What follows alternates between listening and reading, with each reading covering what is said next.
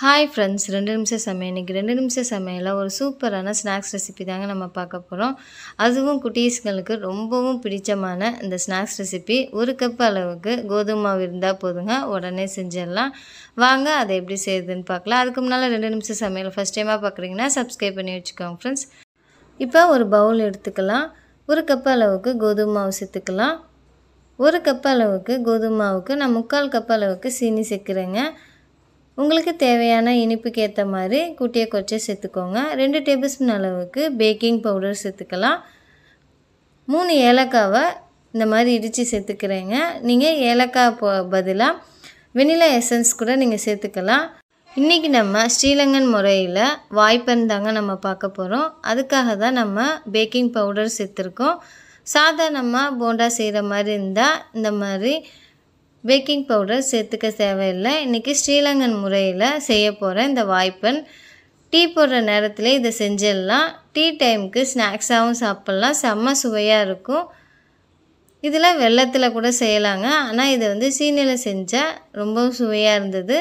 இப்போ இந்த பக்குவத்துக்கு நம்ம கலக்கி வச்சுக்கணும். ரொம்பவும் தண்ணியாகவும் இருக்கக்கூடாது, ரொம்பவும் கெட்டியாக இருக்கக்கூடாது.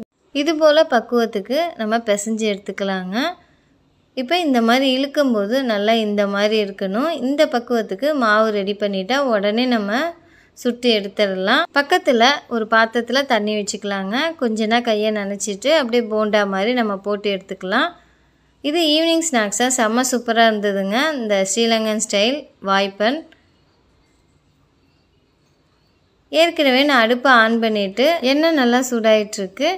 மீடியமான ஹீட்டில் வச்சு எண்ணெயை நல்லா சூடுபடுத்திக்கோங்க. அனல் அதிகமாகவும் இருக்கக்கூடாது, கம்மியாகவும் இருக்கக்கூடாது. மீடியமான ஃப்ளேமில் வச்சுக்கோங்க. இப்போ ஒவ்வொன்றா நம்ம இந்த வாய்ப்பெண்ணை போட்டு எடுத்துக்கலாம். ரொம்ப சுவையாக இருக்குங்க. இப்போ நம்ம போடுறப்ப கீழே இருக்கிறது கொஞ்சம் நேரத்தில் வெந்தோடனேயே புசு புசுன்னு அப்படியே மேலே இதை ஒன்று ஒன்றா போட்டுட்டு எல்லா பக்கமும் வேகிற மாதிரி நல்லா பொன்னிறமாக வேக வச்சு எடுத்துக்கலாம். பாருங்கள், நல்லா புசு புசுன்னு நல்லா வெந்து வந்திருக்கு. நல்லா எல்லா பக்கமும் கோல்டன் ப்ரௌன் கலரில் வேக வச்சு எடுத்துக்கலாங்க. இது சூடாக இருக்கும்போது மேலே கிறிஸ்பியாகவும் உள்ளே சாஃப்டாகவும் இருந்துச்சு. ஆறின பிறகு நல்லா எல்லாமே சாஃப்டாக இருந்ததுங்க.